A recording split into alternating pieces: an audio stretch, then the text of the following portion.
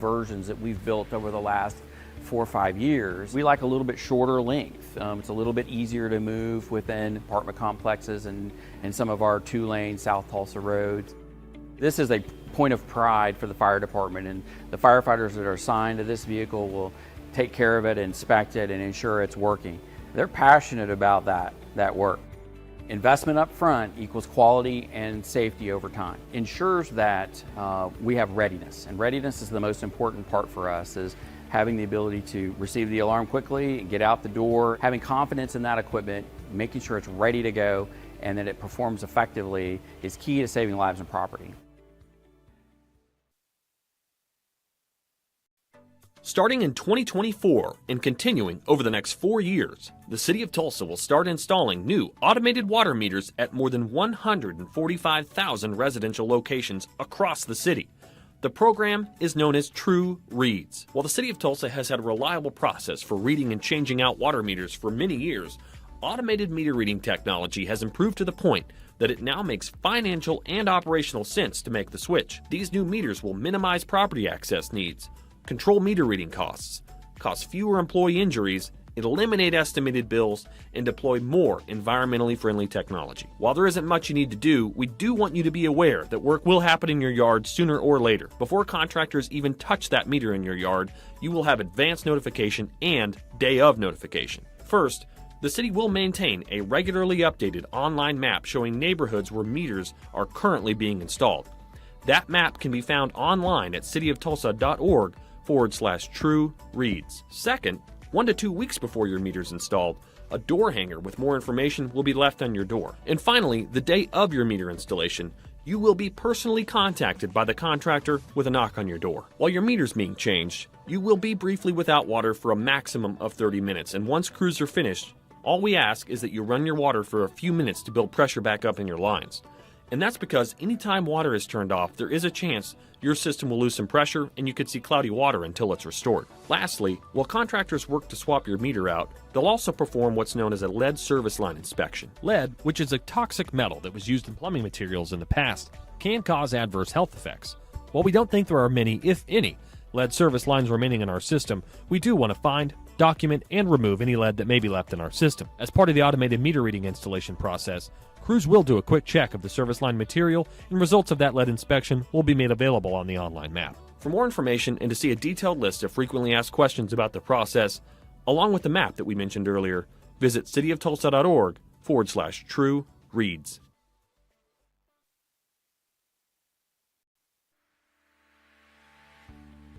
Can you show me 97 on my A12 on second place, please?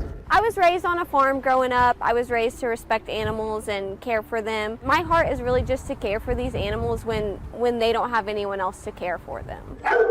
We have a ton of strays in the city limits of Tulsa, and a lot of people just see them as strays that, they might just be on the streets forever. They still deserve every chance that a dog has that is owned or cared for. That's really my heart, is to care for those animals that don't have an owner, to bring them here, give them a soft bed to lay on, give them food and water to where they can go out and get a loving home to continue their life into. Good girl. The most important part to me for this job is to, build a relationship with the community. If your dog doesn't have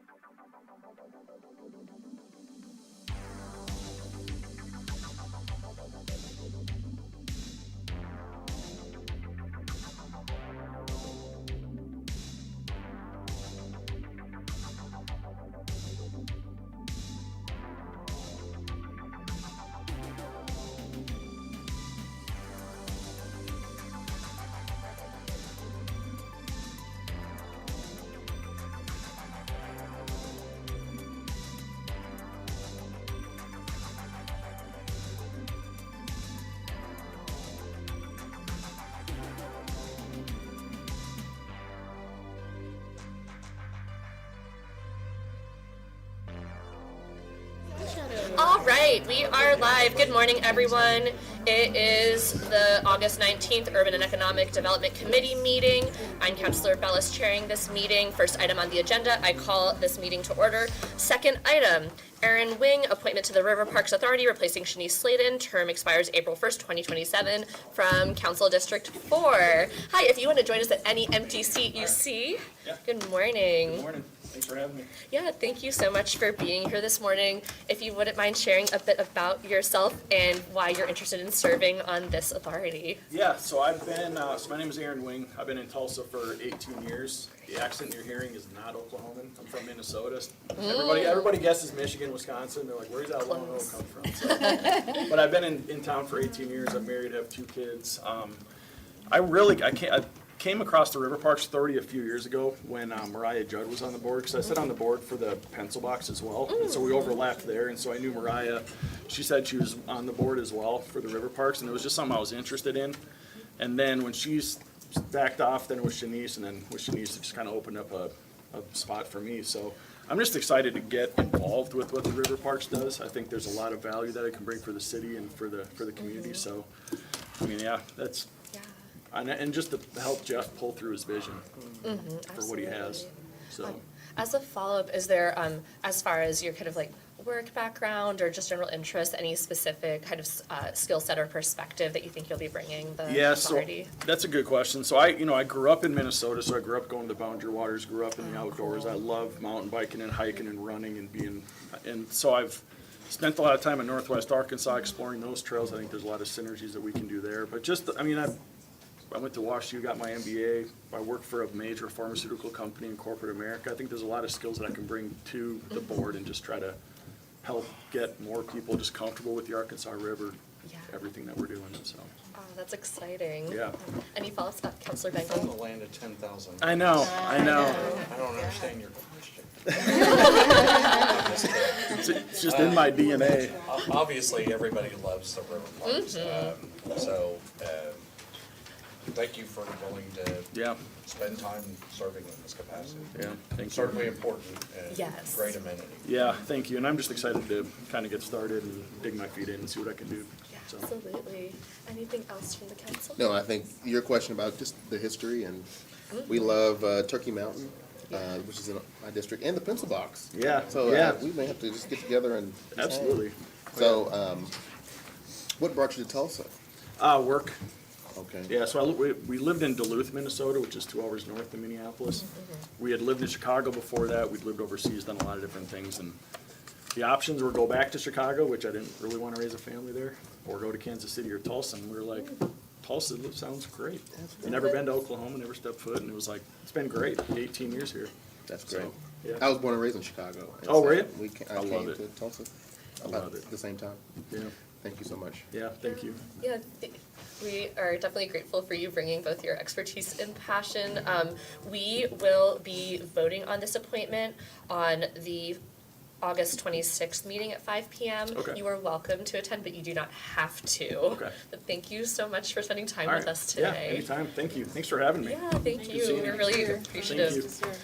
All right, I am gonna read the following appointments all to the newly formed Tulsa Planning Commission together because we're gonna kind of, I think, go down a line with the mic. So, the following people are talking with us about their appointments to the Tulsa Planning Commission. John Scheiveld, District 9, Shane Hood, District 5, Brian Humphrey, District 9, Lana Turner Addison, District 1, and Alejandra Garcia, District 8. Do we have all those people with us? Are we missing anyone? Alejandro. Oh, let's get through Alejandro. All right. Okay. Well, we will, if you all don't mind, we could kind of go through with the mic, if you all don't mind sharing a bit about yourself. I know some of you already have or have had that experience serving, and why you'd like to continue serving or serving in this newly formed edition of the commission. But we can just go in order with the microphone for whoever wants to go first. Yes, my name, mic's not working, Oh, unfortunately. it's- It'll be okay. It won't amplify your voice. It's just for the broadcast. Okay. So Yep. you just hold it close. Yeah, my name's John Schibel, My wife and I moved to Tulsa when I retired from the Air Force back in 2000. Can you hold the mic? Can you hold the mic? Yeah, it's for the live stream. You're fine. Yeah, you're doing. Yeah. Yeah, my name's John Schibel. I retired from the Air Force in 2005 and then asked my wife, okay, where are we going to live now? Your turn. And she was from Tulsa. And she said, Tulsa. So I rightly said, okay. And one of the things that I wanted to do when I first got here was learn what the city was all about. And she had attended, I'm forgetting what they call it, back in class of 42 or 82. And now I got into class 42. And so it was an opportunity to really get around the city and find out how the city works. It was a good opportunity. And then I was quiet for about 6 months, and I got a phone call from the then aspiring mayor, Kathy Taylor, and asked me if I would please work with her. And then she subsequently said, I want you to join the Planning Commission. And it's been a delightful experience. My whole rationale for doing it is I want to give back for the success that I've had in my life to this point. So that's what I'm about. Wonderful. Thank you so much. You can. Oh, we can. What I figure we'll do is we'll kind of let everyone go, and then we can do follow-up inquiries if that's all right with my colleagues. All right. If you want, you can pass the mic in any direction. Good afternoon, everyone. Good morning. I am Dr. Lana Turner Addison. I have been honored to serve on the Tulsa Metropolitan Area Planning Commission for about a year and a half. I am looking forward to serve on this newly formed commission. I want to continue to serve in this capacity because I really care deeply about how Tulsa grows. Had the opportunity to not only contribute my expertise and skill sets, but to learn also about the plat and the zoning. And in my efforts, I continue to try to make sure that we're centered and the community voice is there. My experience is I've served 12 years on the Tulsa School Board. I'm currently serving as a director for Pine Premier Child Care. I serve as the president for the North Tulsa Economic Development Initiative. In addition to serving as the Greenwood Legacy Corporation chair, I have expertise in policy making, decision making, and really knowing how to review and look at ordinance from a standpoint. I've actually had the opportunity to serve here at the City of Tulsa in the Human Rights Director and impacting some things. And I want to be able to continue to do that and ensuring that not only that we're staying aligned with the Tulsa Metropolitan Comprehensive Plan, but that we have avenues that continue to respect the voices and the fabric of our communities, how they're built, and how we see them being built in the future. Hello, my name is Brian Humphrey. I previously have served on the Executive Commission before. I would like to continue to serve going forward there. I've enjoyed my time volunteering, being able to just add my advice for different projects that are there. My background is in economic development and banking and in real estate. So it's been good just to actually to lean on some of those expertise and understand what sometimes developers are going through and builders, and also learn about the city planning's process, and just to be able to be there to try to support the growth that's happening in Tulsa and for growth between neighborhoods and in the cities, different directives they want to go with. And so it's been a pleasure to serve and love to be a part of it going forward. Hola, buenos días. Hello, I'm Alejandro Garcia. I'm the Executive Director of the Tulsa Global District, one of the 6 districts now that belong to Main Street in the city. I've been serving in this community for the last 3 years, one as the Executive Director.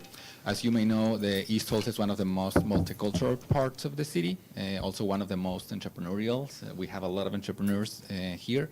So what I want to offer is just to amplify the work that we've been doing at the Global District, working with this community, working with these entrepreneurs, working with this amazing community, and the fact that we have over 21 countries represented in that area, like gives me the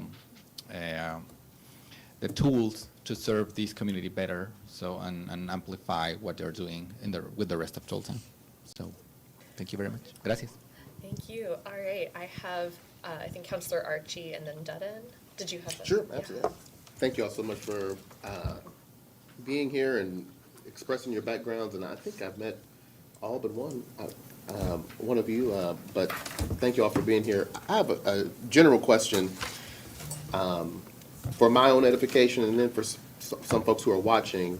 Of course, this is a new commission we're transitioning. How do you commissioners ensure that you're taking community voice into account as you're making decisions? I think sometimes the perception is, you're just looking at maybe the dollars and cents or the ordinances or just what can technically, feasibly go into a particular spot. But how do you also incorporate those public comments, those community voices? And is there something about that that's changing in this new commission, or does it kind of stay the same between the old and the new? You want to take that? I guess I have the mic in my hand, so I'll just go ahead and go for it there. My perception, or my take on it is always to listen to the presenter, listen to what their needs are, and look at. And of course, we're reviewing the packet beforehand and seeing what staff has recommended. We have a great staff that does a great job of actually trying to identify different things. Sometimes there's option development plans that come up with that kind of narrow the scope down, and there are other things we can go about to actually make sure the process works well. And sometimes it's just a conversation that needs to be had by the developer in the neighborhood. It just hasn't happened. So I think always try to look for if there's an opportunity for growth with the neighborhood and growth maybe for the city's doing or growth for the developer to align. Sometimes there's just a little friction. And so I think that is where we're trying to look and see can this all align and go together. Staff does a great job of highlighting it a lot of times. And so most of the times you'll see in the packet a lot of times the discussion points we're probably going to have in that meeting. But that's my perspective on it there, and I'll let anybody else kind of go if they want to. Well, it's always enjoyable to see. Sometimes we'll have 60 or 80 citizens there, and it's delightful to see that they're there, and then they want us to make sure we hear their opinions, and we express our thoughts back to them, even though it's a meeting between us. We react to them. And so it's always enjoyable to find that so many people do come and visit, or not visit, they come and participate in the process. Yeah. Thank you. I agree with what has been said, but in addition to that, taking the opportunity and when there's a public hearing in the community, actually attending that public hearing and hearing directly from the voices in the community. Additionally, in the community that I serve in, I live in, which is District 1, individuals tend to know who I am and reach out to me directly to talk about different things that's coming up on the agenda.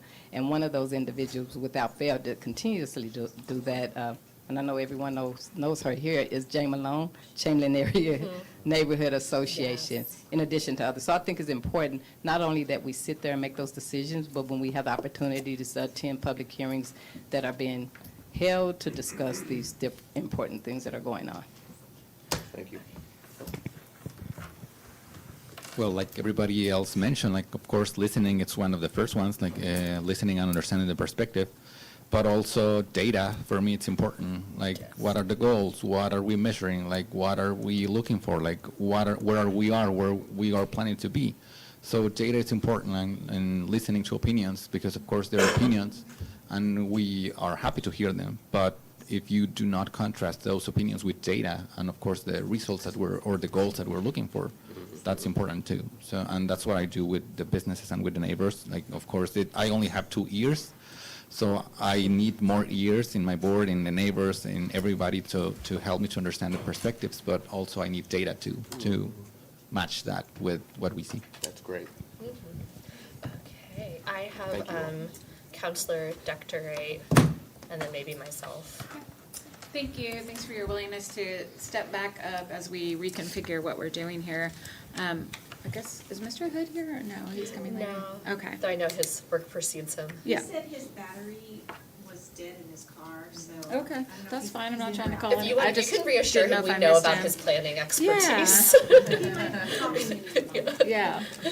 So, talking about land use and where the city's going, you know, from a policy perspective, the city has really made big investments in policy change and dollars for housing. And so I wanted to ask you all, since you are the first pass before it comes to our table, are there zoning issues right now from a perspective that you have around housing that is either seen as a barrier to say yes to things, or just any insight that you might have around the housing land use question that so often is coming before you all and then to our table? And sometimes we agree with your assessment and sometimes we don't. So just curious to know from your perspective as citizens with your full round backgrounds on the housing land use.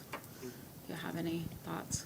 On the housing land use, I think that we are looking for more density in the city of Tulsa in general there. So I believe I know last thing I saw, there was an overlay I think there was going to be, and I don't know where that landed Neighborhood for info. District 1, Yeah, District yeah. 3. But things like that I think do help because that gives flexibility for the neighborhoods for different construction. If they want to have more density on their land there. It just gives a array of different housing types or options out there, more flexibility. So I do think that those things like that are still something that has to be discussed with neighbors too, also as well. What does this mean? And so I do think that we are there. Of course, I believe there were some actually town halls, stuff like that, but also citizens do come to our meetings, and that's also a good chance for them to voice their concerns and sometimes learn too, as we're learning from what their concerns are too as well. And I absolutely agree that lack of density, developers for years that's why Owasso and Broken Arrow have developed as they have, because we don't have room to put full development in town. But the idea, as Ryan was saying, of density and finding ways to develop that will be key to our future. And I would just add that housing is extremely important, and having the flexibility to have multiple opportunities for housing. From my perspective, I just want to do all I can to help guide those decisions and have Tulsa just grow, and making sure that people have access to affordable and quality housing of mixed types.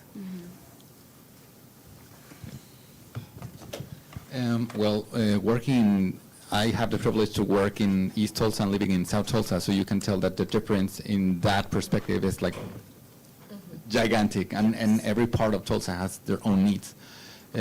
So in that matter, I would like to, like they mentioned, like density and taking care of the fact that the affordable housing is needed, at least in both parts of my Tulsa version of it, makes me think like, of course, all the cities is in the same perspectives, and just having to understand the way that this city is going to grow with density. I mean, I come from other backgrounds where the cities, it's not planned. It's like we do not care about these things. So learning about this and how important it is, because it affects everybody, gives me like the strength or the I forgot the words in English.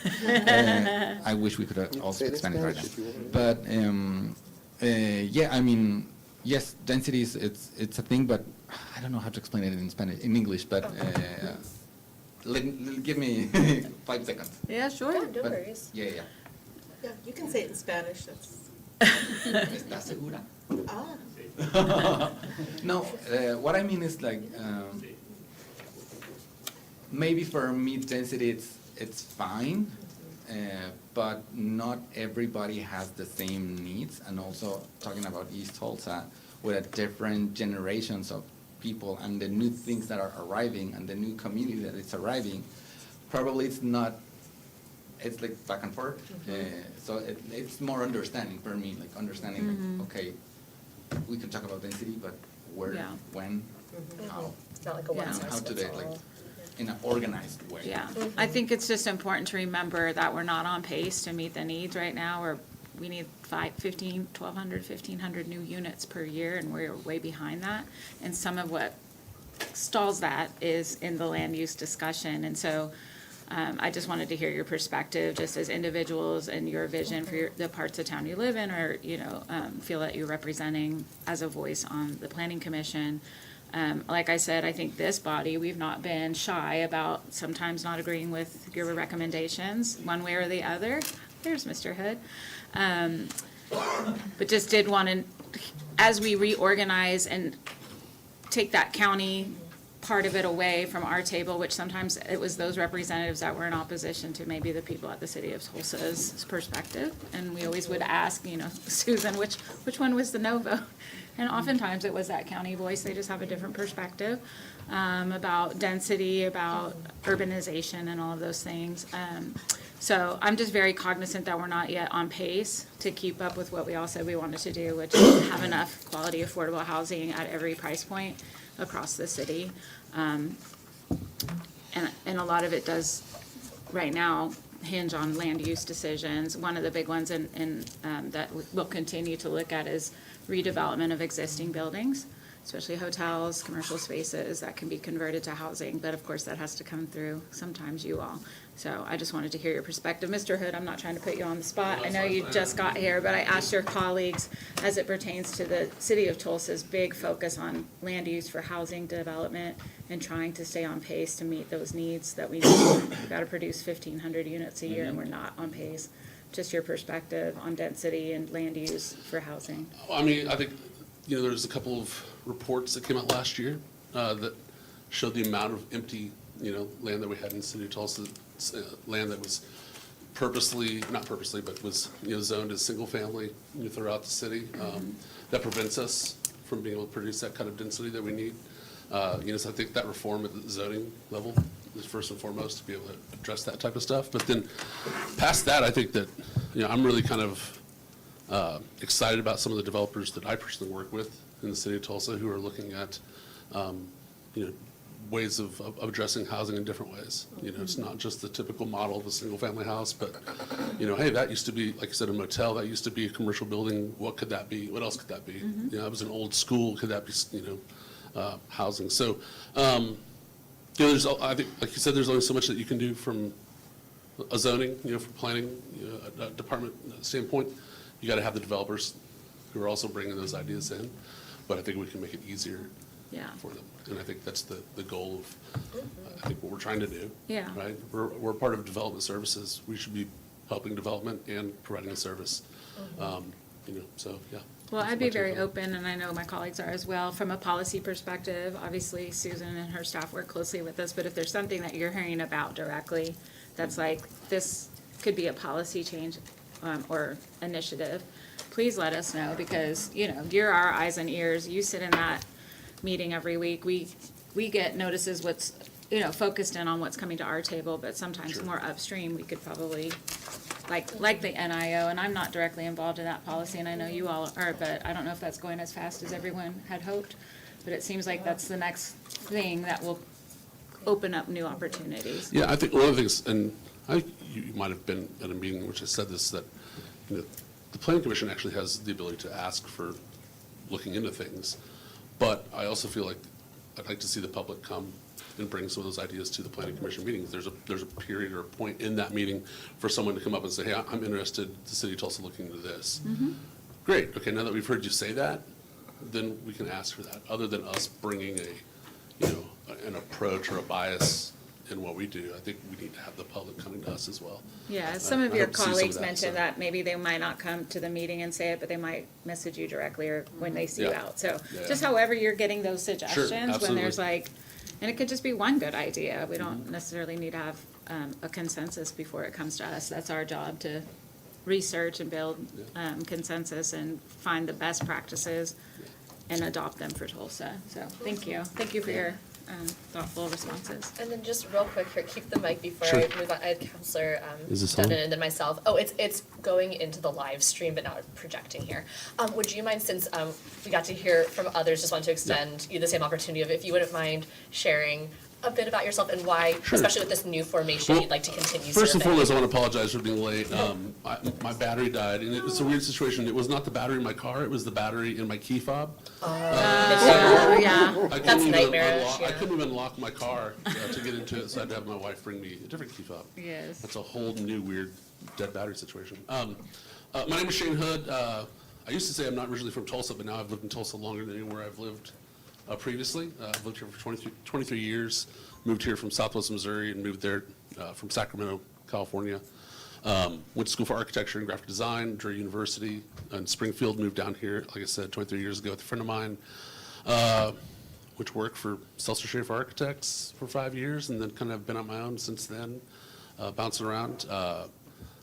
I used to say I'm a nerd for this kind of stuff. I'm not a nerd, I just like this stuff, It doesn't mean you're a nerd because you like something that isn't, just sports, which I like sports as well, too. But, I see when we go to school for architecture, we're always told, oh, you can change the world, like you can make it whatever you want.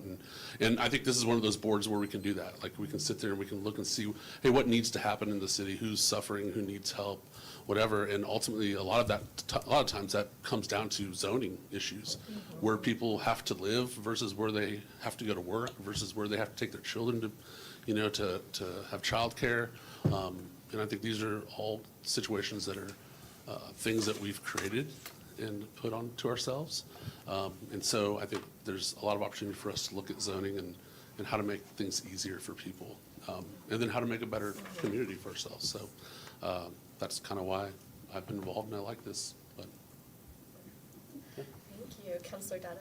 Yeah, so I would like to just toss in that I can appreciate so much the diversity that I'm seeing right now. And the fact that with diversity, we have different cultural ideas of what housing actually looks like. Alejandro, I live in East Tulsa, and I'm so happy to see the Hispanic community come together. And they have a tendency, of course, to create ADUs, accessory dwelling units, in their backyards for their family members.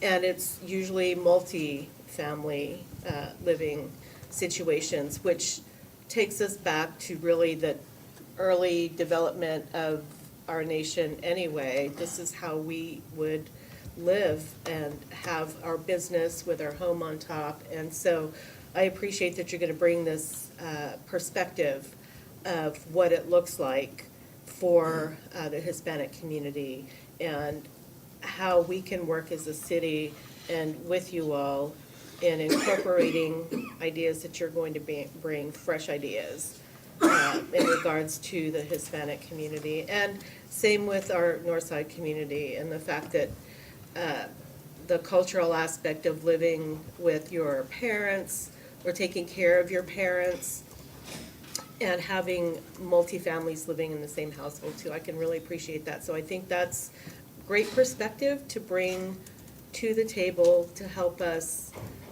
deal with our housing situation and appreciate also what our cultures bring in the housing development perspective. So I just appreciate all of you and your time. Absolutely. Is there any other council question? Councilor Deck covered my usual, please let us know if there's upstream policy things because you're seeing those individual cases that can build into that bigger pattern of, hey, this is something that needs to be changed. Please don't hesitate to reach out to us or, of course, the planning office, et cetera, if there's something where you're like, this is a policy matter that could be handled more upstream, because you all end up facing so much of of decisions that are made upstream, downstream with these individual cases. And I know we really appreciate the time you all give to this work. This is one of the hardest commissions to serve on. You get to see people on some of their best and worst days and be carried out really loudly at the Planning Commission. And so we really value the work that you're willing to put in and the time and expertise you bring. So thank you all so much. We will be voting on your appointments on the August 26th, 5 o'clock meeting. You are welcome to attend, but you do not have to. But if you do attend, you could get an opportunity if you want to grandstand on a microphone. All right. But Who would do that? Yeah, who would do that? But yeah, thank you all so much. We really value your service. This is such an important body, and we're grateful for your perspectives and work and expertise. All right, moving on to rezoning that you sent us, or some of you have. We're on agenda item 8, rezoning application Z7868 from RS3 and CH to CH for property located at the northeast corner of East 11th Street and South Harvard Avenue, requested by Lou Reynolds and Co. Property owner is the University of Tulsa. It's in my district. This is kind of a fun one, so. And I say that in a spicy way. Yeah. So this is probably the most interesting one, I guess. Today, yeah. Today. Yes.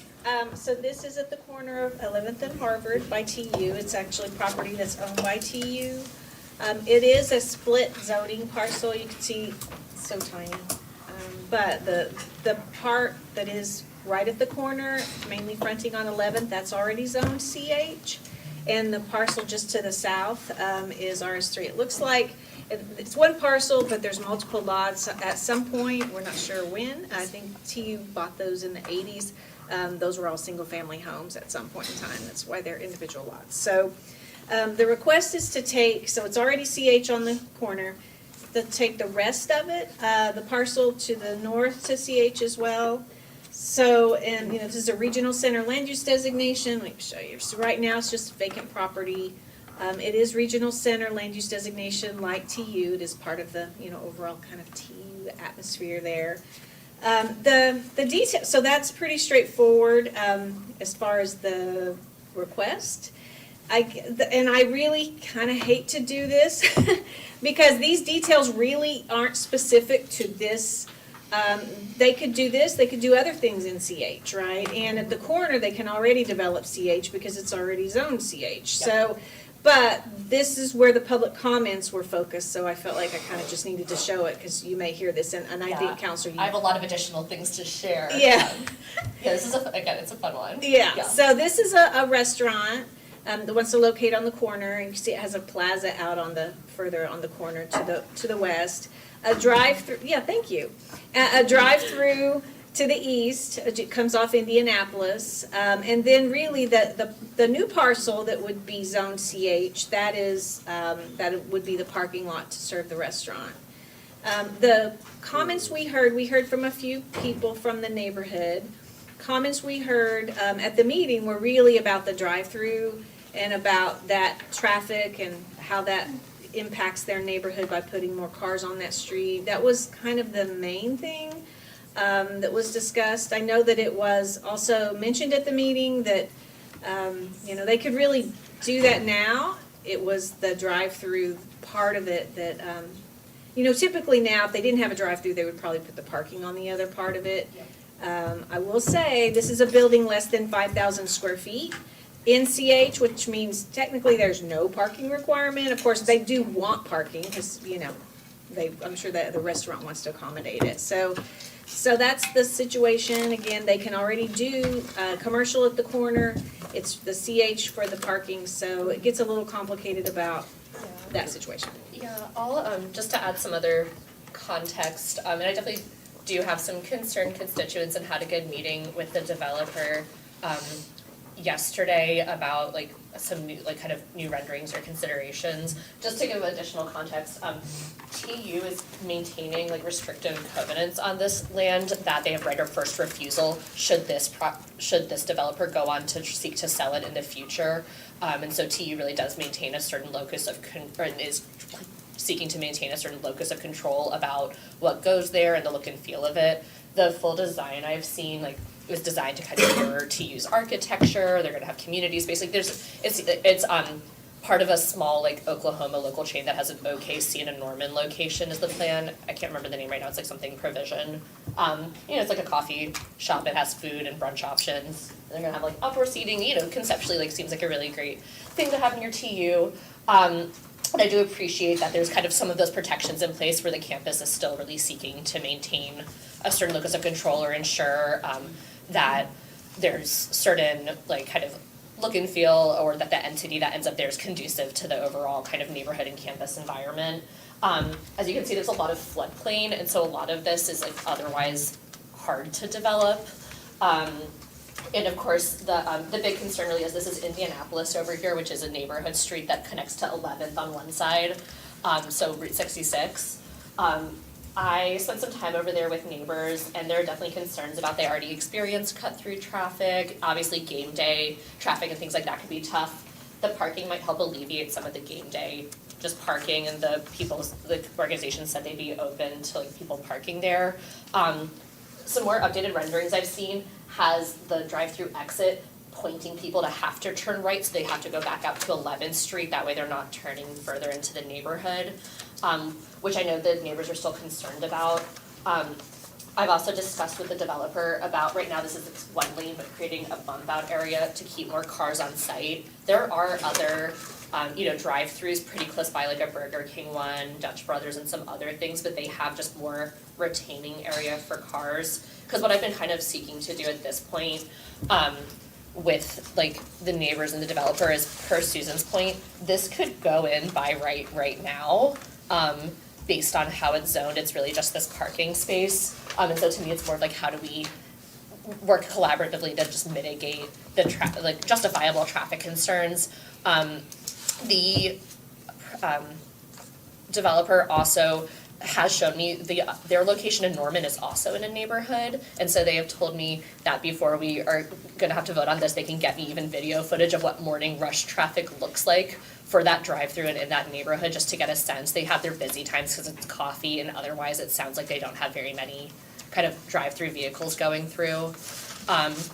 Anyway, so kind of still seeking a little bit more information there, and given the neighborhood's, again, justifiable concerns about having a drive-through that's based off of a residential street corner, but it is still also on a main arterial. So that's all of that stuff that's kind of going on. So I will flag to my colleagues that I am kind of waiting on a little bit more of that information, but the developer and representatives have been really responsive, and I'm just trying to right now see what we can do to mitigate those neighbors' understandable traffic concerns, and I'm hoping literal footage that they've told me they'll get me from their other location in Norman will help get a sense of what that would look like. Yes, Councilor Archie. That information and that clarification, you think will come before, like in the next few weeks? Yeah. It sounds like they could get it pretty rapidly, and they also have an updated rendering that I want to make sure gets sent to everyone too, about the ways they're willing to like address getting more cars to stay within the actual vicinity of the drive-through and not out onto the street. And so should have that pretty expediently if needed. And I'll definitely bring it back to colleagues or the agenda on if we just need a little more time to get there. But it seems like they've been really responsive, so we should have all of that before we're actually voting on this. So I came into the start of this week being like I might need to ask you all for a little more time to work through this, but I talked to the developer literally yesterday, and they're getting me those updated items. So I think we should still be able to keep this on the timeline it is, and have updated information beforehand. So to clarify, they have by right, they can put in the restaurant. And drive-through. Okay, so what are we? We are rezoning the parking lot. Okay. This right now is right here is residential, and they're asking for it to be CH, since this is already CH, just so they can put a parking lot here. Okay. But they could do this right now, basically, without anything changing, which is which I felt bad, like that was hard to explain to the neighbors, where I'm like, actually, all we're actually even getting to consider is if it's okay for a parking lot to go here, basically. Right. But on the plus side, by having this conversation, we're still getting to try to, just see what we can do to make this have a less neighborhood impact. Yeah, for sure. Collaboration's always good. Yeah. The green dots are trees? Yeah, they're gonna put in a bunch, and they have promised to make them local trees, not Bradford pears, and that they will maintain them. Okay. They said they've been consulting on ensuring they're putting in local trees and taking care of them. And that, they were hyper aware of issues with certain trees in Tulsa. So between the trees that are lining the drive-through in those homes, like 852 and 848, is there additional screening that would be put there, They're like a putting fence or something? in, I forget what the kind of wall is, but they're going above the basic standard. So I think, so they have to put a screening fence or a masonry wall, and I Doing a think wall. that might say masonry wall on That's what, on it's it. gonna be a masonry wall. Okay. I see their legal representative nodding. Okay, it's a masonry wall. Okay, so Yeah. screening? Yeah, so they'll have the screening, the trees, and then, their hours of operation, we shouldn't have to worry about, I was wondering about this too, like, we shouldn't have to worry about car headlights or anything like that, because it's like more of a morning coffee brunch place into the afternoon, they're not gonna. What about, and this is my last question, so if I'm going through and I'm about to exit, you have the screening wall to the left, I can sufficiently see the cars that are coming, I guess, south, or? Yeah, it's not gonna be able to be in the right of way, it's not gonna be able to block your view. Okay, Yeah. all right, Yeah. thank you. Yeah, it's, and I'll just like to keep this on our radars. I had checked too, because TU basically all up through Harvard, but from 11th to about 4th Street, at a certain point in time, I think as Susan said, maybe in the 80s, like bought that whole kind of strip of land adjacent to the road, like removed houses, and then this is, it hasn't really developed any of it, and though they've apparently been wanting to develop this part for quite some time, but they're not pursuing other parts, it's largely floodplain, and so it's just really tricky.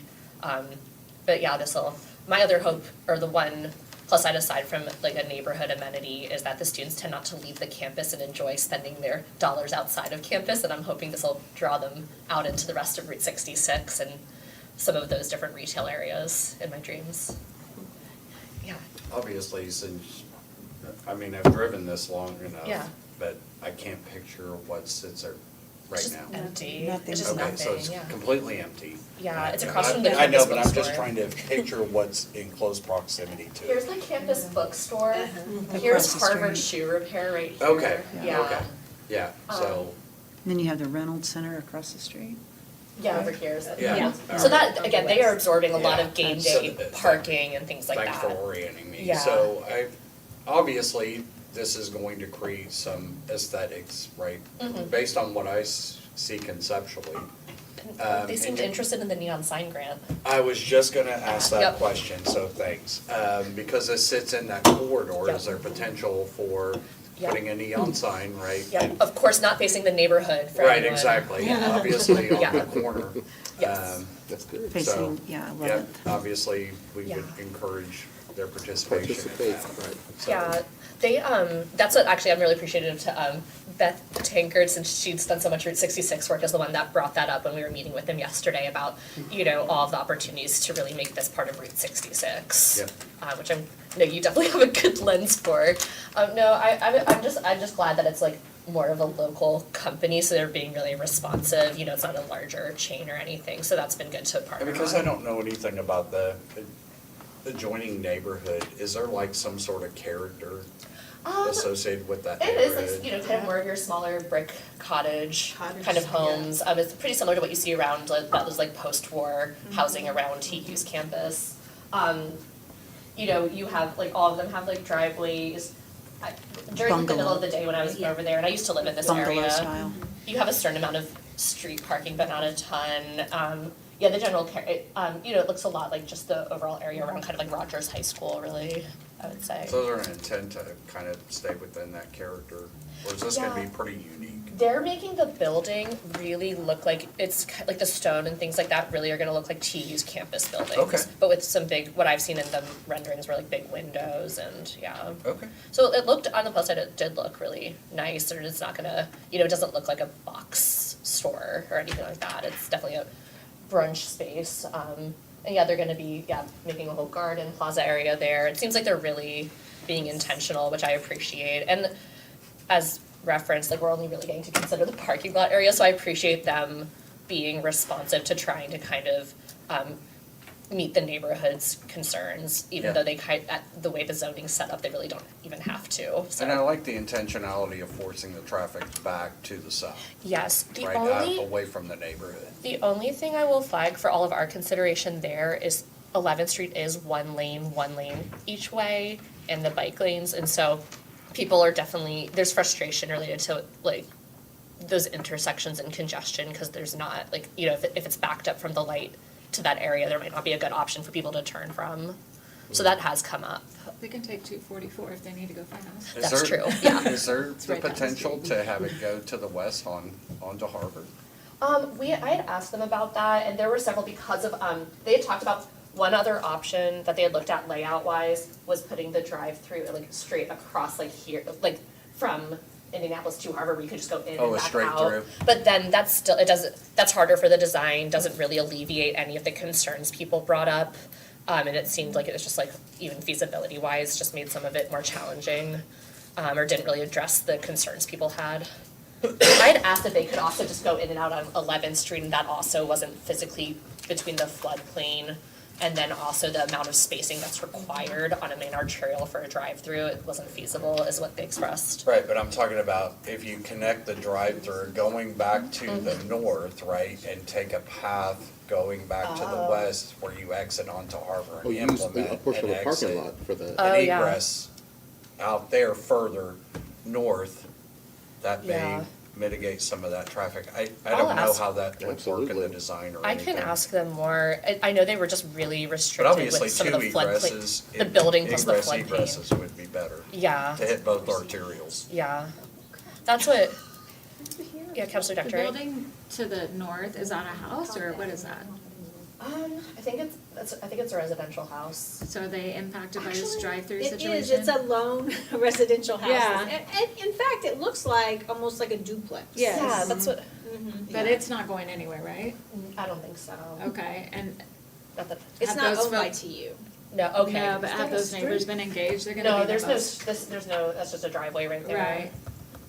So, I'm just thinking as you're contemplating drive-through, you know, I mean, Yeah. if you go on the south side of 11th Street, you already see where existing residential abuts this commercial with those drive-throughs. I'm thinking of like the Taco Bell and all those Yeah. things. So it's in the character of that corridor. Yeah. And going back to your comment about only 2 lanes and bike lanes, it's by design to slow traffic down Yep. because we want this to be more Yeah. pedestrianized, which may be why some of the students don't feel safe Yeah, this- walking off campus, but this is a growth corridor, very planned to be more pedestrian, and so this, I think. I could do, get us- you know, I worked in this neighborhood Yeah. a very long time, and I still to this day hear from people about the bike lanes on 11th Street. Yep, it's, And I do remind them that 244 is the highway that they can take. They can also travel 15th Yeah. Street, which is a little less yeah, congested. well, and for the neighbors, And if 2 lanes. Yeah. And I will name for the neighbors if there's like congestion here from like a morning coffee thing, which this business says most of their business isn't done at the drive-through, it's kind of a Right. combo. But like, you know, this is part of a full grid system neighborhood, so people could exit the neighborhood like a different way of like, so I kind of see it as similarly, like it'll have like similar to school traffic. How many drive-through lanes? One? They initially had 2, then because of Okay. neighborhood feedback made it 1, and now we're looking at 1, but maybe with like a, like kind of bump out of actual physical parking space, so it could kind of have like 1.5, so there'll be an additional area to kind of load cars in. You know, Like for I'm- pickup?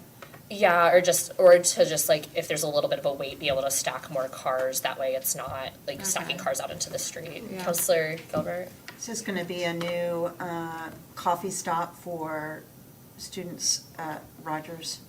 It could be.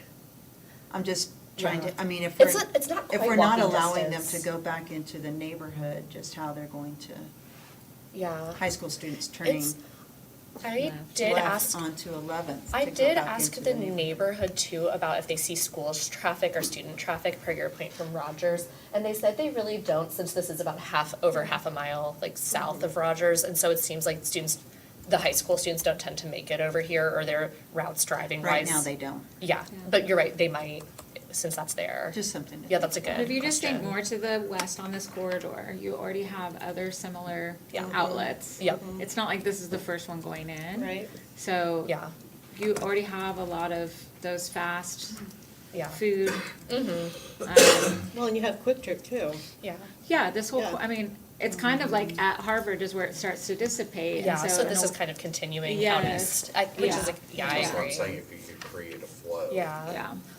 But yeah, I will name, like, I definitely do have, there are several neighbors who are Sure. definitely concerned. And yeah, I do appreciate, again, the developer that's been like willing to kind of try to look at some different layouts or ways to mitigate. I'll definitely, circle back with you all if we need more time, or would understand if there's other questions that you have, or if you hear from anyone, let me know. I'm happy to continue seeing what we can make happen. Yeah, anyway. Good place to go on a Saturday morning. They have, And walk. no, literally, they've also said, they do have some of the physical space, they have space for like neighborhood meetings or convenings that has patio, it does seem like they're down to Co-working offer or some layers of something. amenities if people wanna convene or things like that, so, yeah, Neighborhood friends. yep, yeah. Thank you all. Okay, anything else on that one? It'll definitely come back up for like, out of discussions at some point, whether it's at a committee again or probably just the 5 p.m. All right, we are on agenda item 9, rezoning application Z7869 from AG to RS3 for property located at the southwest corner of East 41st Street North and North Columbia Avenue, requested by Micah Tilford. This is in Council District 1. TMABC voted unanimously to approve the rezoning. So this is quite a large parcel, almost 10 acres in North Tulsa. You can see the parcel configurations are varied in that area. There's currently a home on the property. They want to rezone to RS3 in order to split the property for family members. So not to subdivide it, so subdivisions kick in at 5 or more lots, so they would keep the lots under 4. So it's really still having 4 fairly large lots that they just want to develop for their family. It's kind of simple. Okay, all right. Wonder if they'll host anything with a lot of space. Okay, all right, we are on agenda item 10, rezoning application Z7870 from RS1 to RS2 for property located at the southeast corner of East 16th Street and South 85th East Avenue, requested by RCJ Designs. This is in Council District 5. It was unanimously approved by TMABC. So this is a parcel that wants to rezone, it's RS1 now, rezone to RS2 in order to split the lot. I think the lot's 170 foot wide, the minimum lot width for RS1 is 100. So at the end of the day, if they RS2 and they split it into 2, it's gonna be 15 feet, narrower than the other requirement. There's a lot of, kind of scattered RS2 in the area too, still large lots. So you can see some of the other lots at different points in that area are also a little bit smaller. So that's the intent. So just to add another house, split the lot and add another house. Great. Okay, we are on agenda item 11. Okay, that was all of our planning office things for the day. Congratulations on being done with us for a while. We are on agenda item 11, ordinance amending the fiscal year 26-27 budget to make supplemental appropriations of $125,000 recognized from grant revenues to be received from the Oklahoma Highway Safety Office within the Traffic Enforcement Sub-Fund, High Visibility Traffic Enforcement. That sounds fun. Super fun. This is appropriating funds for a grant award from the Oklahoma Highway Safety Office. It's $125,000 for off-duty officers doing overtime on traffic checks. Is this overtime is it overtime we usually have, or is it us doing more highway? More additional work. Okay. Okay. Additional work on highways? Well, wherever the collision data is pointing them to Okay. put up those traffic stops. Oh, okay. Okay, I was just checking if it had to do with the highway patrol, like us doing more or not. So this is like plain safety checks? Yes, it's citations, arrests, monitoring for traffic violations. There'll be speeding, impaired driving, distracted driving. Okay. Any of those that you kind of think in a stereotypical, like. Okay, so I'm safety thinking of stops. this in the capacity, not that we have an officer sitting in a specific designated locations, but this is, if I exit this location, the traffic stops are the public safety checkpoints that we created. When you made an exit, there was a whole line of officers there to check. That is my License, understanding. okay, Yes, so sir. Yeah. that's it, okay. Just want to understand the context. Yes, sir. Okay, anything else? Oh, Counselor Dunnan?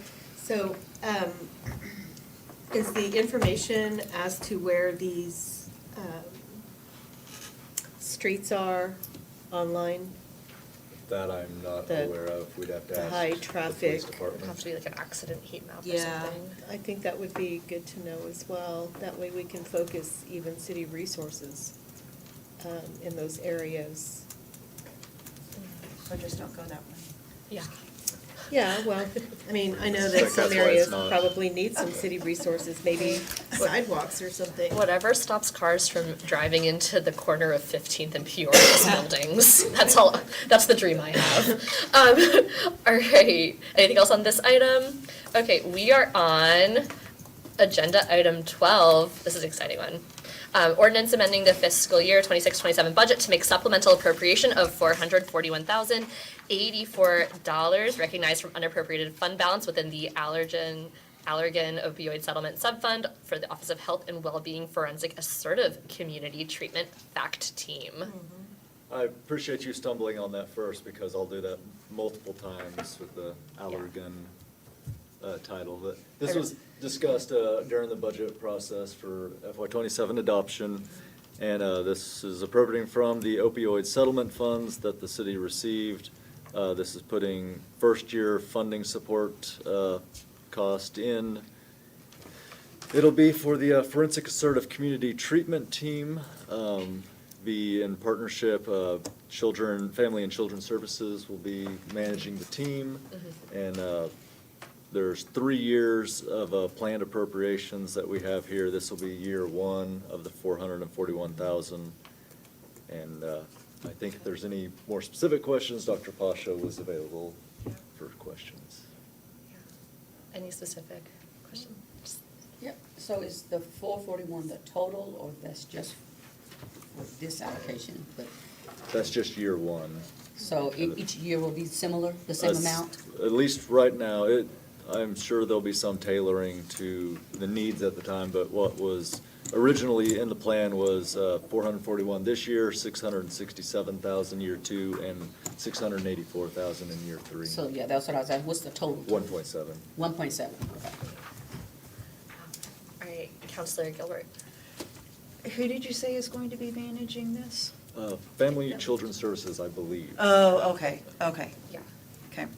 I heard something else, but. I know, I think I heard the thank word you. children first too, and was Yes. like, I probably wait, at said the same children moment. first. Okay.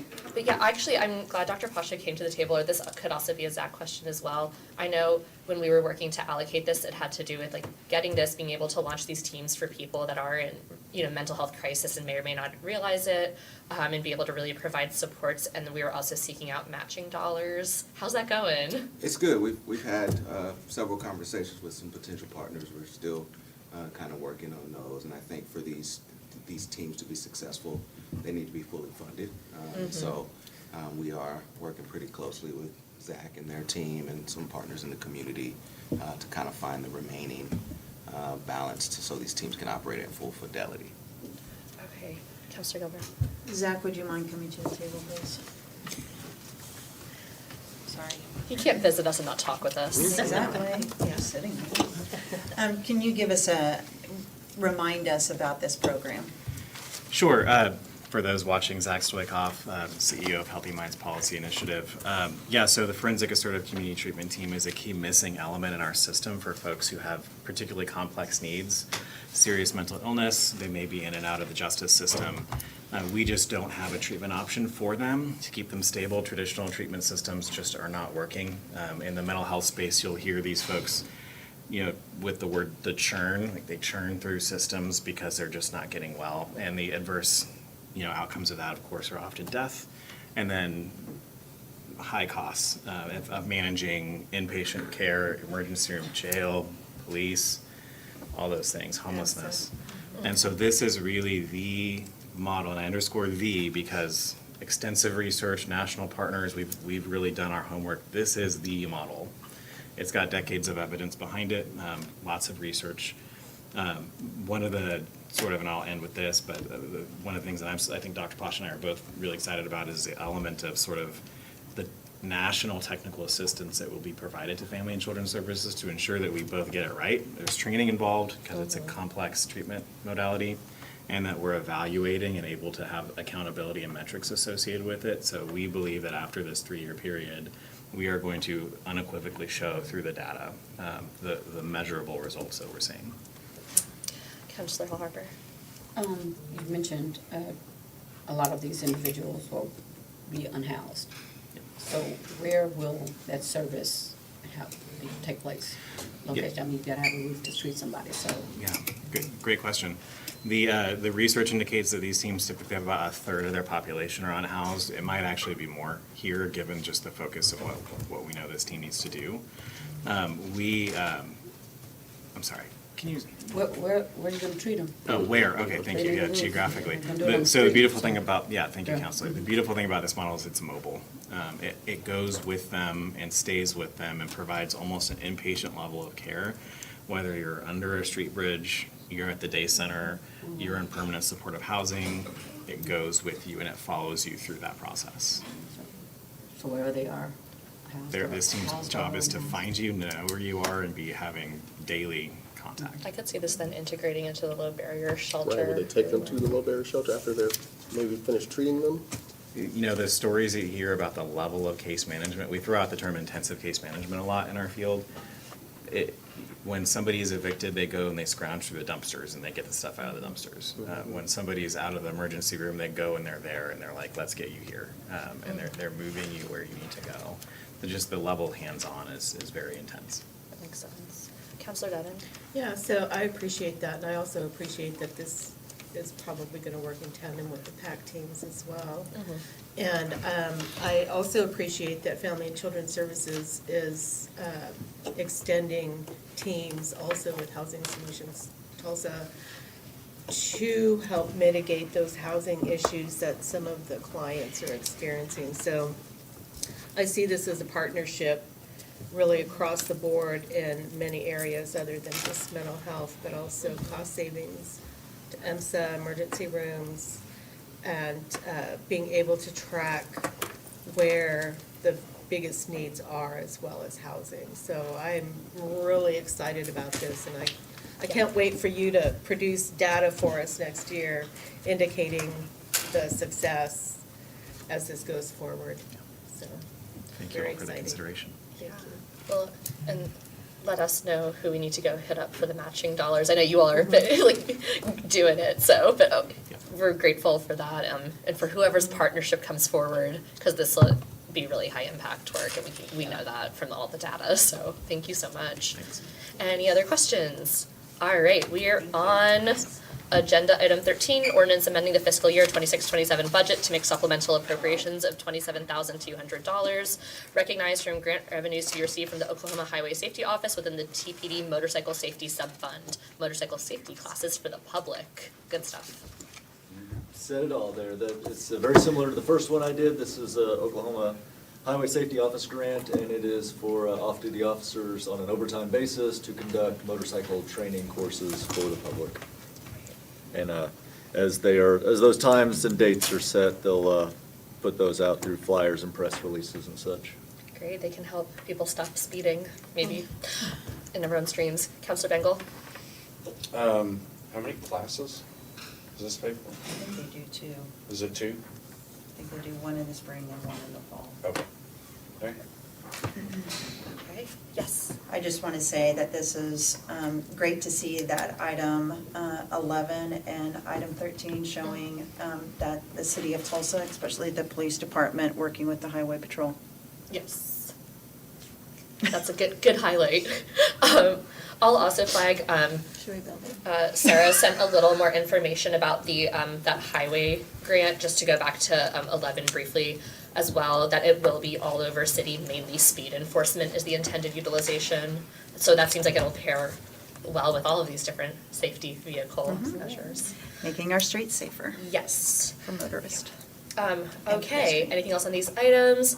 All right, we are on a newly very popular item, item 14, ordinance amending the fiscal year 26-27 budget to make supplemental appropriations of $310,734.27, recognized from the unappropriated fund balance within the golf course fund, golf course expenses. We love golf now, Yeah, because that it's one great presentation. things unless you live close to it. Fair. This is just, Editorialization. I love how We they just- play off each other. it's Can we just hard to plan have this? nice stories. Like, How often does he get to think do there's a financial win. banter? Yeah. Yeah. Comes up a lot. This is just truing up the fiscal year for the Gulf Fund. It's an interesting case because it's treated a little like an enterprise fund, so the operator spends as revenues come in. The appropriation levels from the original adopted budget were one amount. By the time all the bills came in, there was this $310,000 over what was originally appropriated, so this will revise appropriations to match that amount. Unlike when we do this with other funds, revenues did exceed their original revenue estimates by a good $739,000, so it's like a net $400,000 something increase. Amazing. So That's this is Wow. funded from overperformance. Yeah, again, makes me almost want to golf. Almost. Well, women are the largest growing demographic, we heard. Yeah. Since Phil's not here to make the dad joke, I'll just say, I guess this is par for the course. Okay, She'll be anything here all else? day. That was on behalf of Phil, not me. Okay, all right, I think we are done with financial things. Thank you all. Thank you. We are on the much awaited, thank you all for your patience in advance, agenda item 15, discussion with representatives from the Tulsa Council of the Blind regarding the organization's mission and an overview on current efforts and activities brought to us by Councilor Dutton. Yeah, please have a seat wherever convenient for you all. And there's some printed materials coming around. Here, I can take those while you talk. Okay, so I want to introduce Marilyn Sanders here, who is the chapter person that is going to tell us all about the council and different issues and definitions. So I'm going to let you, Marilyn, take it away. Thank you. It is a pleasure to be here today to talk to you a little bit about the Tulsa Council of the Blind, Oklahoma Council of the Blind, American Council of the Blind, all the whatevers of the blind, and to give you a little information about vision loss. Because a lot of times, we think we know what blindness is and how it impacts people on their daily lives, but a lot of times that's not quite the case.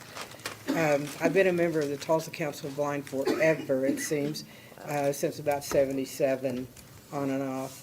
And I've been also with the American Council of the Blind and Oklahoma Council of the Blind. It is a hierarchy, if you will. The parent organization is the American Council of the Blind, and the state organization is the Oklahoma Council of the Blind, and then the local affiliate is the Tulsa Council of the Blind. And our goal is to promote the good and welfare of people who are blind and to assist in advocacy efforts to assist people who are blind or visually impaired to acquire appropriate education, rehabilitation, work, and full inclusion within the community. That doesn't sound like a whole lot, but it can sometimes be overwhelming when a person loses vision.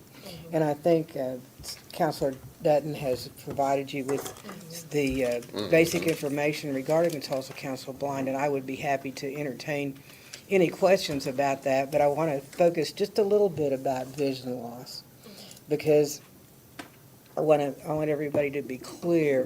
When we're talking about the loss of vision or blindness, it actually falls into 5 types of vision loss. And as all of you are aware, vision is nothing but a continuum, right? Yeah. Okay. And I need to tell you, I am blind, so if you're sitting there shaking your head, I can't hear it. I can't hear it. I need to hear it. Yes. So, anyway, most of you, or a lot of you, probably see 20/20. And all that means is, when you go to the eye doctor, you see at 20 feet. Well, you should see at 20 feet. Now, some of you are probably very nearsighted. Depends on how old you are. Some of you may be very farsighted. And what that means is that you need some kind of prescriptive lens to correct your visual acuity to the 20/20 level. Now, when we talk about vision loss, it's not that we don't care what you see without your vision, without your glasses or your contacts. The important thing is what you see with them. So half of you could probably say, well, I'm legally blind without my glasses. yeah, that's true because you're nearsighted. But when you put on your glasses or put your contacts in, you see 20/20. So we classify you as having, quote, normal vision. The numerator of that fraction simply tells us how far you are from the chart. So basically, you're sitting 20 feet, or the chart has been measured to give us information so that it's at 20 feet. The denominator of the fraction is the important number. So if you see 20/20, that tells us you see it 20 feet. Well, you should see it 20 feet. If you see 20/40, that means you see a little bit less than normal vision, but you're still seeing pretty good. And you can still do a lot of things and all that sort of thing. 20/60 is a little worse. And for some folks, this is where, in some states, this is where people start debating the issue, should this person be provided a valid driver's license? And that's, in Oklahoma, that's real important because there are a lot of people out there driving that can't see very well. Because we do not require visual checks Oh, wow. I did not know that. when you go get your driver's license, or they, unless they started that recently. So every once in a while, when we're following some people, They used to. we wonder if they're one of our clients, you know? Of Anyway. course, yeah. Okay, so the law says, and this is true across the United States, you are legally blind if your distance visual acuity is 20/200 or less in the better eye with best correction. Now, I forgot to introduce, this is my sister Cindy. She's driving for me today, but she's also my best friend, and we got a lot of activities planned this week. Anyway, she's got a whole passel of what we call simulators. Okay. Half of you can simulate your own blindness if you just took your glasses off and popped your contacts out, because you know if you're nearsighted, it's blurry. Yeah. Nothing's clear. So that's legal blindness. The difference is if you have 20/200 visual acuity with best correction, that's how you see all the time. So imagine doing everything that you do from the time you get up until the time you go to bed with that vision. Now, there are also definitions, 2600, 2800, light perception, and total blindness. And the leading cause of blindness among people over 65 is the one that's going around with the black dot in the center. Macular degeneration.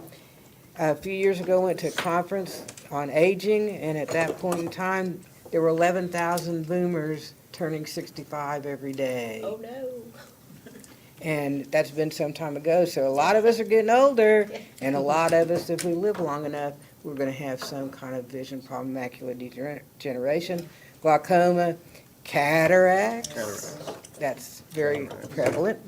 Again, if you live long enough, you're gonna have them, and you may have them now.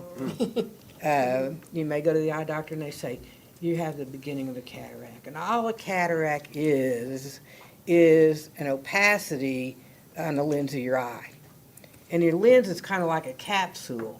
And so it depends on where that opacity is and how it impacts your daily function as to whether they say, you need to have surgery.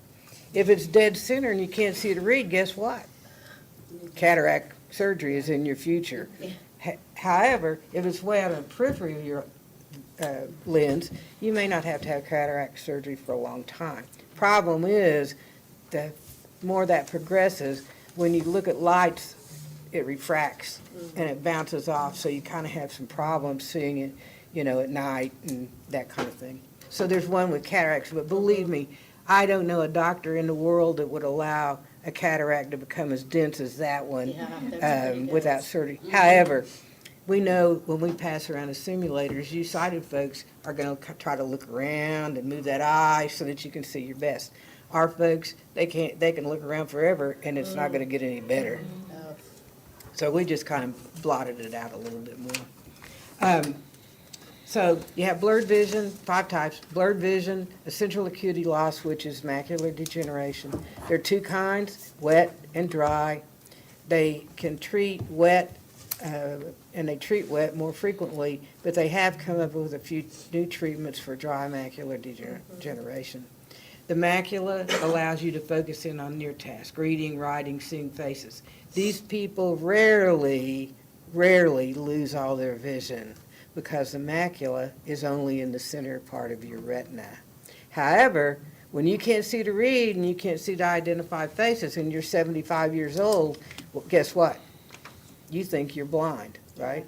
If you know people, that's it. But the peripheral vision stays intact. So they can see to get around. They can see objects. They can see you in bulk. They just can't see your face.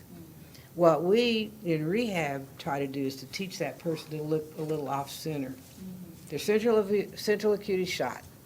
So you just move your eye to the left, to the right, up or down, so you use a retina that's intact. It only makes sense.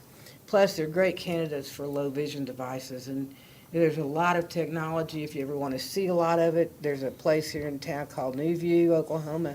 They carry stuff, but the real high tech and the best tech is at, or in my humble opinion, I'm not an advertiser, but anyway, is NanoPac at 48th and Sheridan, I believe it is. They carry all the CCTVs, the handheld magnification aids. They carry a lot of products for people who are blind. They also carry products for other disabilities as well. So go by and see some of those, or if you have somebody in your family that needs something, that's a good place to go look at it. After that, there's one that's got a little cone on it, lots of peripheral vision. I've seen them all. Okay.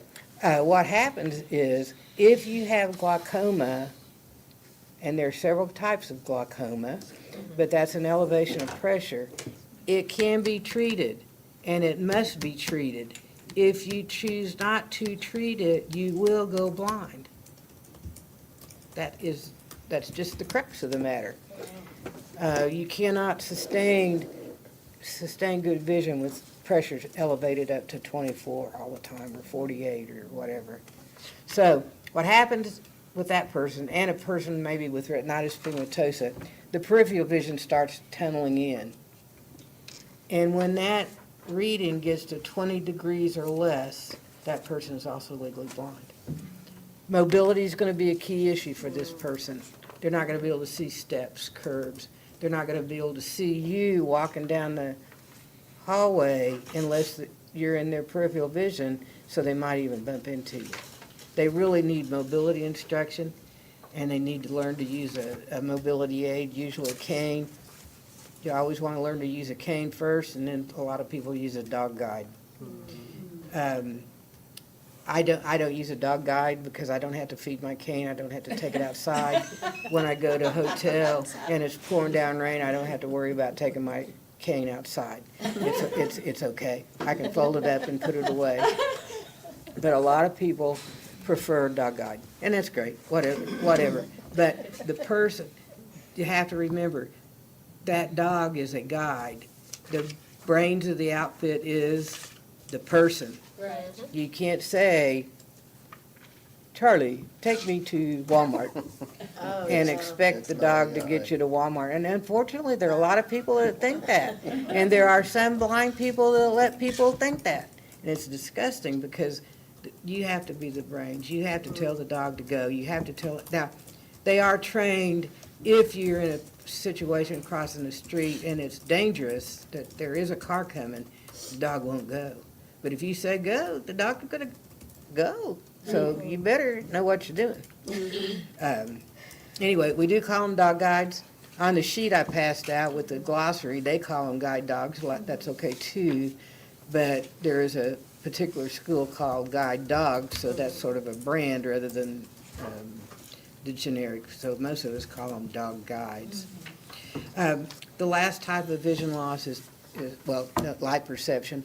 A lot of people can tell it's daylight from dark. Like, I can tell the lights are on in this home, but nobody, or in this room, but nobody's home.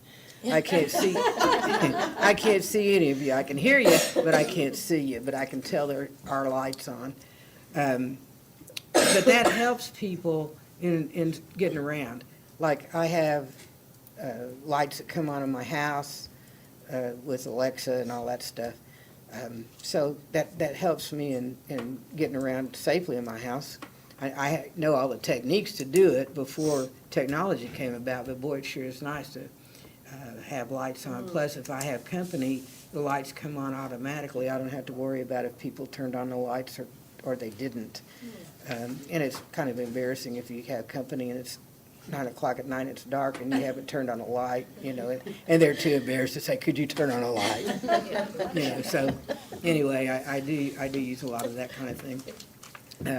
And then the last one is total blindness. That means no vision, no light, no nothing.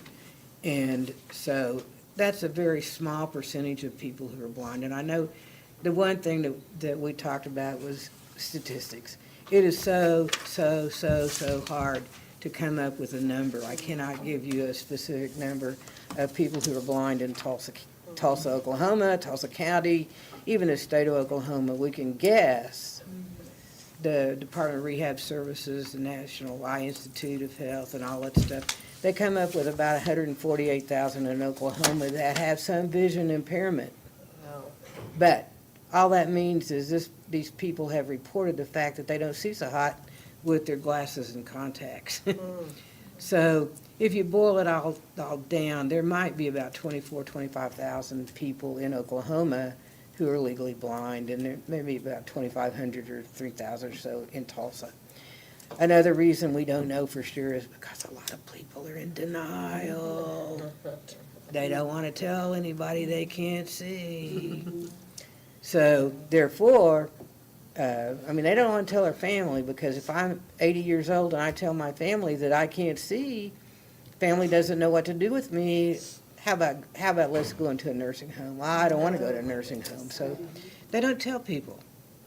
But I do want to emphasize that one of the things that we try to do is we try to teach alternative techniques for daily living. We try to find out what a person cannot do because of their loss of vision, and we teach them alternative skills. I've been blind longer than most of you have been alive. I found out I was legally blind when I was in 1973. And I went to an adult training facility for the blind because I just graduated from OSU. And my folks didn't know what to do with me. I didn't know what to do with me. I wanted to be a accounting teacher. In 73, there were no computers to teach anything. We did everything paper and pencil or paper and ink pen, and there were no schools that would hire a person who doesn't see very well to teach accounting.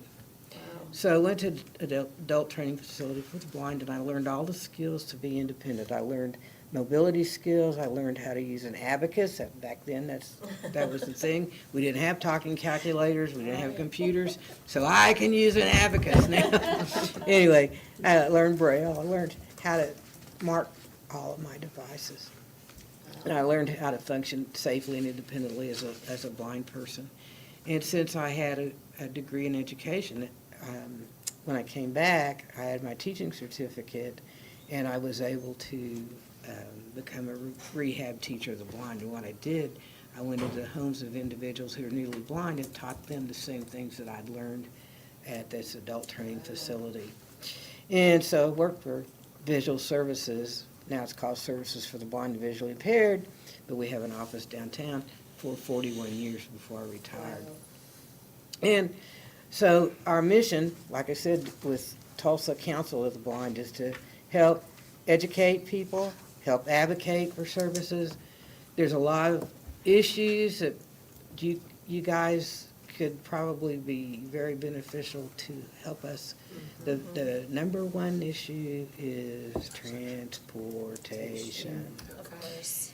When I first, back in the dark ages, in 1987, 88, we had a Lyft program, and you only had to call 2 hours in advance, and it was through Yellow Cab, and it cost 60 cents. Even until I retired in 2014, I could get a subscription ride where the paratransit would pick me up every day, take me to work, pick me up at a certain time. The rules now, you can request a ride up to 3 days in advance. The problem that I see is they seem to have, and I say seem because I don't have the rules right in front of me, I haven't read them, but it seems that they have so many rides allocated every day. So And that's who exactly? I'm sorry. Metrolink. Metrolink. Okay, yeah, I was gonna look, yeah, it's been called everything, but Yeah, okay. Metrolink has it now. But if I want to go somewhere, if I have a doctor's appointment Friday, if I call today, the likelihood of me getting a ride is slim to none. That's rough. And that's, for me, and some people, it's okay, I can have alternative transportation.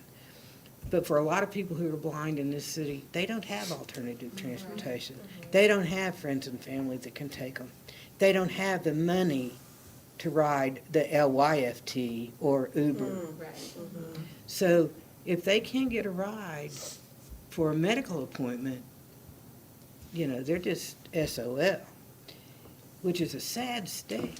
Now, they say they do subscription rides for people who are going to work, and I'm sure they do it for dialysis, or I hope they do it for dialysis patients, because you can't miss those appointments.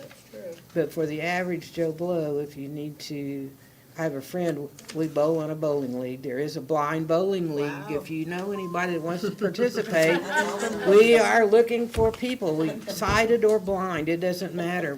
Sighted people can be spotters, blind people can bowl too. I'm lousy at it, but I do it anyway. But one of my friends rides the lift, the LIFT, not to be confused with the LYFT. And she has to call, or she actually does it on a computer, early Wednesday morning, 3 days in advance. She won't know until later today if she knows, or if she has a ride. Again, if you can't get the ride, then you gotta find some other way. And that to me is the worst. Back when paratransit came into existence, it was supposed to be similar to the regular transportation system. I don't think any Tulsa Transit rider has to plan 3 days in advance to get a ride. And for blind people, it's difficult to get to a bus stop. Think about where you live. I live in what I classify as a fairly nice neighborhood. I live between Yale and Sheridan off 71st Street.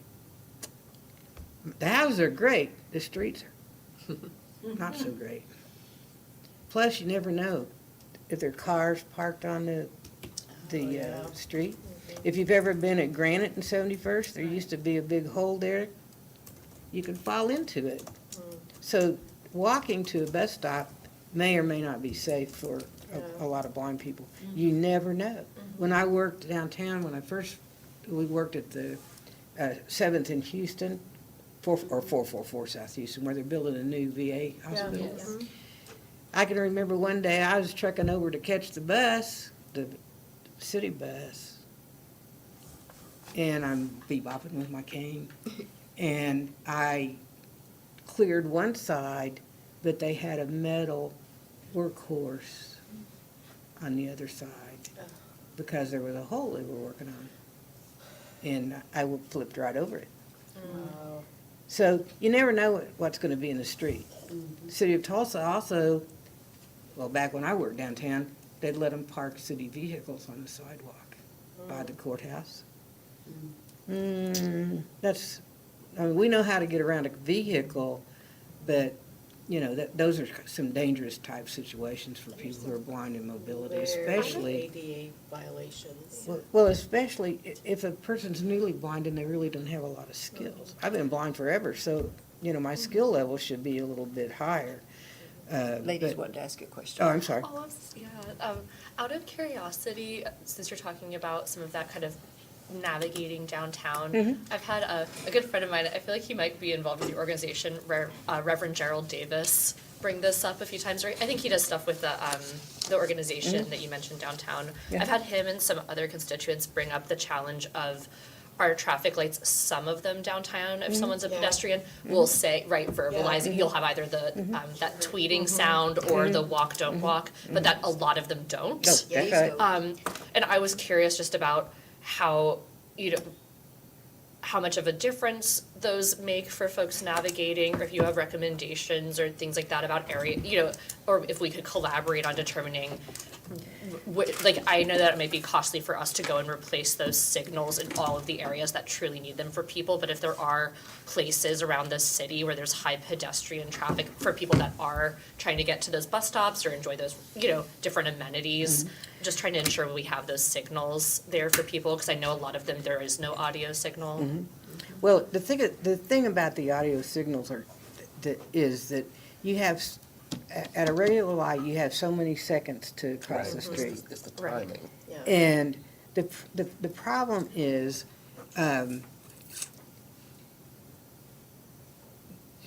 what they teach us in mobility is, okay, I'm walking up to the corner. If my traffic on my left is going straight, same way I'm going, then I stop. I wait till that traffic light turns through. I don't know if they're going through already. I don't know if I have 5 seconds to cross that street or what. Okay. But with the audio signals, a couple of things. They can stop all the traffic. And it can say, walk. And some of them even say, you are walking or you're crossing Cincinnati. Oh, yeah. And yes, it would be great to have them everywhere, And there are some companies, I just went to the National Convention for American Council of the Blind, and there are some companies that, are really good about working with organizations and all that sort of thing. The problem, like you said, is knowing which corner do we work on first. Now, it's my understanding, I think if you have to replace some signals, that they need to be replaced with audible signals. You'd have to check with your ADA coordinator about that, but if they're gonna replace them, why not replace them with something that's effective? The problem we've always had is accessibility is always the last thing on the agenda. Yeah. And we as a blind agents organization, we try to focus in on accessibility first, because let's make it good for all and inclusion. But yeah, well, it's kind of difficult. Now, what I would recommend, if I were going to cross 71st and Yale, and believe me, I am not going to do that ever. But if I wanted a light there, I would be calling and saying, I need an audible signal. And that's what we try to teach people to do, to advocate for their needs. Good. So if they're going to be crossing a busy street, now I might be tempted at Canton, I might cross that one, but not 71st, because you have too many lanes. The worst thing they ever passed, in my humble opinion, and nobody asked for it, but I'm going to give it anyway. The worst thing they ever passed was right-hand turn on red after stop. We have talked about getting rid of that at different points. Well, think about it. If I'm getting ready to cross the street, I bebop up there, and I'm taught to go with my lead left traffic, and you have right-hand turn on red after stop, and a car pulls up, they stop. I can't see if they're going to make a right-hand turn. They gun it, I go, I get hit. So what I try to do if I am crossing the street, if there's, you can't depend, you have to know your streets, how the patterns go. Like, is there a lead left turn? Do they left-hand turn people go before the straight-ahead people? But if you can listen for the straight-ahead people across going the way you are, then you're much better off. But boy, right-hand turn, is a difficult thing for people. So, Marilyn, I have a question. A couple, actually. Okay. And I appreciate you being here and explaining all of this amazing information. Very, very informative. What I would like to know, first and foremost, is what we can do as a city. I know sidewalks are an issue. I know in my district, I do have visually impaired folks that actually have to traverse on the streets.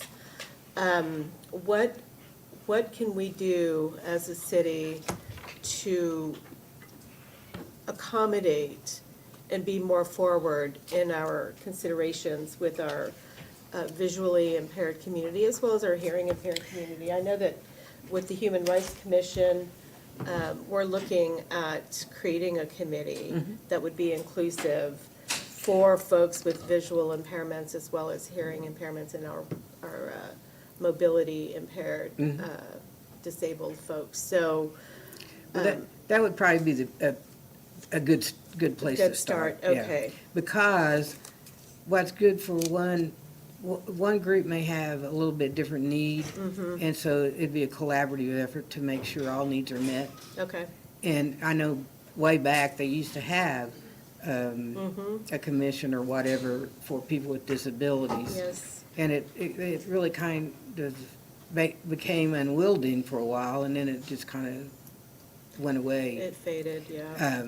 But that would be my recommendation, because it's hard to, yes, sidewalks are an issue. There are no sidewalks in my neighborhood. Yeah. And so you're walking on the street, and that's not No, that's not good. safe at all. Okay. I appreciate all of the information and the fact that we're going to create a committee through the Human Rights. Go ahead. Hi, I'm Drew France, I'm the chair of the Human Rights. Come on Do you in. want to come on? Come on up, Drew. Sneaking by my counselor, District 1. I've enjoyed listening to your comments, Marilyn, and you've hit on a lot of points at a perfect time. On Monday, the Human Rights Commission amended our bylaws to reestablish a committee that is called, in the words you used, accessibility and inclusion, to provide a recurring forum so that we have a platform in which people like yourselves and other Tulsans can share their lived experience and help make Tulsa better for all of us. What I didn't know was that what you just hinted at is that back in 2012, there was an entire commission focused to Tulsans with disabilities that eventually disbanded. It became a committee that eventually became a single lone advocate. And I think this work is broader than any one person, so it's important for us to recreate this focus and make sure that when there's some low-hanging fruit or we build forward, that we're thinking about experiences like you've described today and many others. So you'd be the perfect type of person to join this committee. The wonderful part is people don't have to be commissioners to be on the committee, and we can do it virtually. So we want to make sure that we're creating an effective platform to begin to discuss these issues, and I look forward to working with you and others so that we can help inform the city about the best practices that make sense to serve all of us. Oh, that'd be great. Yeah. That'd be great. I do want to point out too that the Tulsa has been selected to be the host city for the Oklahoma Council of the Blind's annual convention, and it's going to be September the 25th, 6th, and 7th at the downtown DoubleTree. And so we would invite you all, if you want to participate. The website is okcb.org, if you would like to register, if you could want to come. Oh, yeah. The whole focus of this meeting is not only on things for people who are blind, but for people who have vision, because we have a lot of sighted people that are in that organization as well. So if you're interested in that, we'd love to have you come. Sounds like a great opportunity to further educate ourselves. And I know that the Council for the Blind, they do have meetings. I know that I did attend a couple at the library downtown here a couple times, and it was really informative. So are these still ongoing? We do have, the Tulsa Council of the Blind meets the first Monday of the month. Okay, thank you. And it's at 7 o'clock, and it's Zoom. Okay. And the reason we do Zoom is we found that we used to meet at a restaurant. Well, you can't find a restaurant that has capacity for a group. And also transportation, transportation is nigh on impossible. If you're required to take the lift, the LIFT, then it's hard to get the ride. So we meet via Zoom. Yeah. And if you're interested, in participating anytime, I happen to be the president right now, and call me at 918-633-3982, and I will, or give me your email address, and I will send you the link, and we'd love to have you participate. And you are We- very responsive, and I appreciate that. Thank you. We do meet the first Monday of the month unless it's a holiday, except for this year. On Labor Day, we're having a meeting, and the, what is it now? Anyway, we're having our meeting, and I can't even remember what the guy, diabetic, I think, is something on diabetes. But anyway, I will be happy if you call me. I'll be happy to send you the link. We don't publish the link Okay. because we get too many people who don't really need to be there. Spammers. Yeah.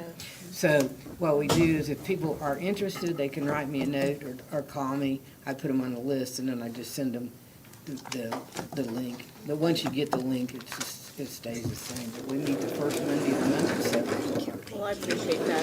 I think we're gonna. We had, I think, one question from Counselor Archie, and then I know we're kind of Yeah. out of Okay. time. I can talk forever, guys. Oh, no. Oh, I know, we could ask you questions forever. No, really, Yeah. my name's Anthony. I really appreciate you all being here, the presentation. I'm texting back and forth with the constituent who is blind, and I'll tell you her name afterwards because she says she's very involved in the organization. So very glad that you're here. This is maybe more for Counselor Gilbert and Counselor Bellis. Of course, you all are working on making accessibility easier for folks reporting on maybe conditions in the city that are not accommodating.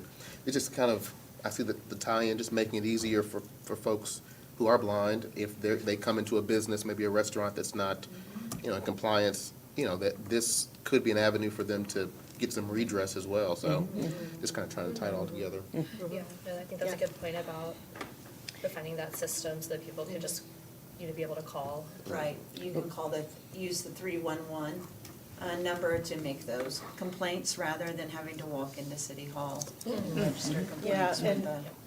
and I think the Human Rights Commission is actually working on making it, I'm sorry, come on up, Drew. Give us one more little update on. I think Councilor Gilbert's right, 311 is an appropriate way to file a complaint. I just want to make clear that the city's ADA complaint processes and complaint filing processes are not changed by this committee we established. What the Human Rights Commission wants to do is provide a space to maybe have a more constructive conduit of best practices that are suggested by people with lived experience, and then we can be a channel back here to offer that. But individual Yeah, complaints. but along with those complaints that are made to the 311, we've also put in that ordinance that we get quarterly reports so that So we can see trends, yep. we keep up with the reporting, and we can work with the Human Rights Commission on making change Very good. where it's Thank you. needed. Thank you so much, ma'am. Yeah, thank thank you, Mary Lou. Just a last thing, thank you for having me today. Thank you for If, coming here. if you have any questions, any referrals, I know a lot of people across the state. I can make referrals to state agency that serves people who are blind and get them involved. Just give me a call, 918-633-3982. Thank you. Be happy to. Thank you for this opportunity, and if you have any questions I can answer, please don't hesitate to give me a call. I will give you a call back if I don't answer. You will. Thank you so much. Thank you for this opportunity. Thank you. Thank you all, and with that, we are adjourned.